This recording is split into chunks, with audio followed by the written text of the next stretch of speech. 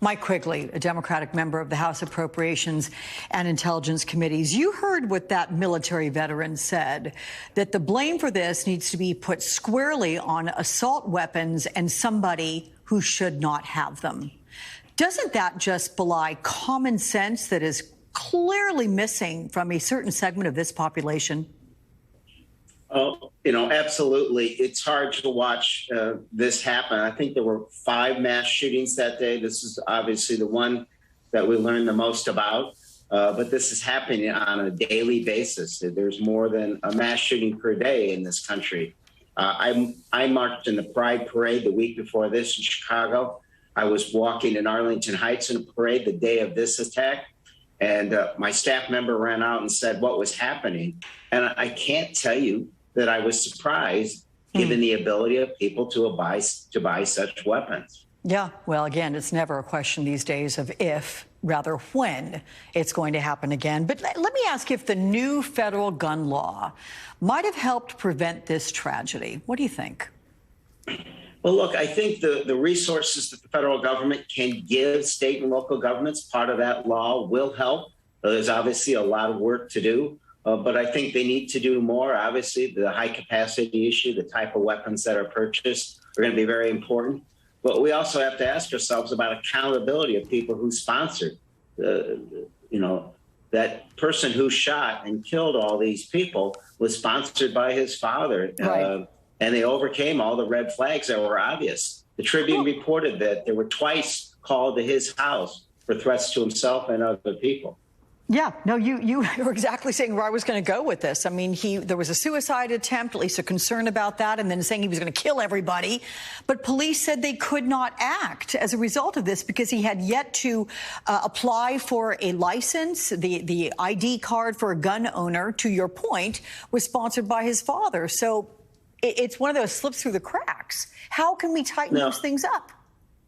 Well, finally, there has to be accountability. And the fact that I hope, if there is accountability, and I think there should be with his father, it's a terrible thing to say, but people are dead because this young man got weapons, and the type of weapons that no one should get. Look, I read the decision the Supreme Court gave about a Second Amendment, but clearly in the majority of the decision, they said not everyone should get any kind of weapon they want and have it anywhere they want. This is what we're speaking to. So there's a wealth of information this gives. There has to be something positive from these crises, from these terrible tragedies, and it's that we learn that the federal government's law can help. And listen, I'll remind our viewers, there's a level of culpability being assigned to the parents of the young man who shot up the Oxford High School in Michigan between Thanksgiving and Christmas. So there's that as well. Parents are reliable and need to be more reliable, shall we say. But it's hard because they will make the argument they don't know what their kids are doing online. It's a very tough question. But yes, to your point, accountability needs to be afforded there. Let me change topics here and talk about the January 6th hearings, because we have NBC News that confirms former Trump advisor Steve Bannon has opened discussions about appearing before the panel. This after Donald Trump said in a letter he's going to waive executive privilege over his testimony.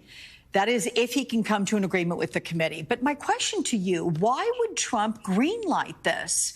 And how does the committee handle this after Bannon was charged with contempt for cloaking himself in executive privilege from testifying?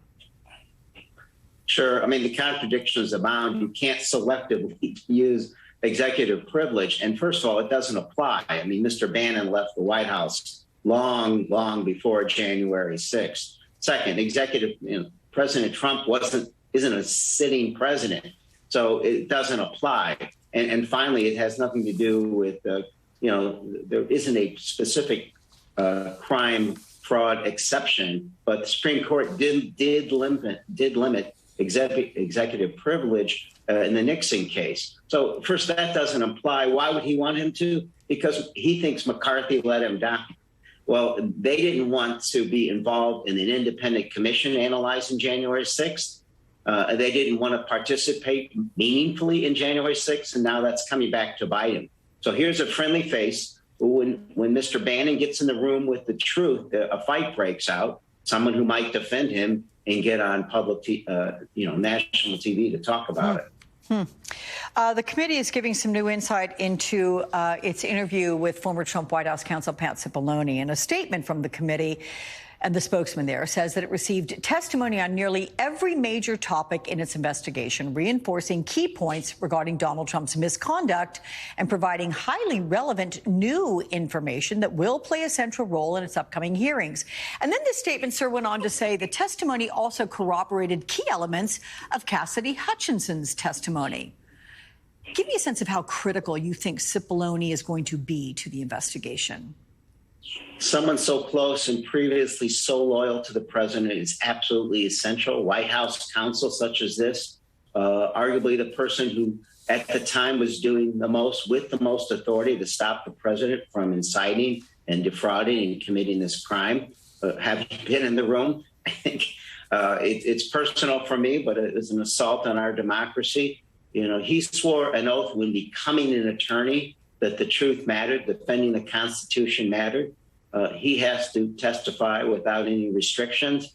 I don't think there are any legal restrictions. He didn't have a ringside seat. He was in the ring. So his testimony is absolutely essential. Yeah.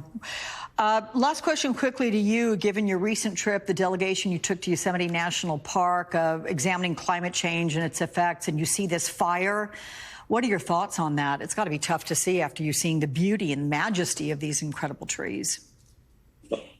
You are so right. It is a wow factor. I've led congressional delegations now to 7 national parks to talk about climate change. The urgency of now is what you're seeing on the screen.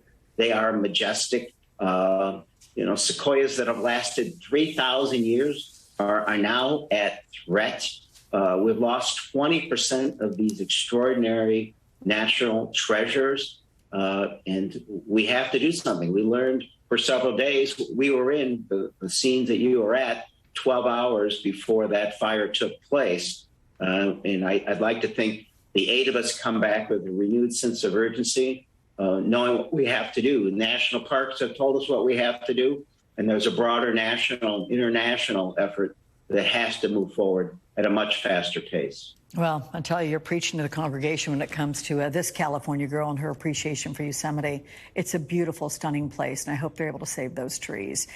Illinois Congressman Mike Quigley, my friend, good to see you. Thank you so much.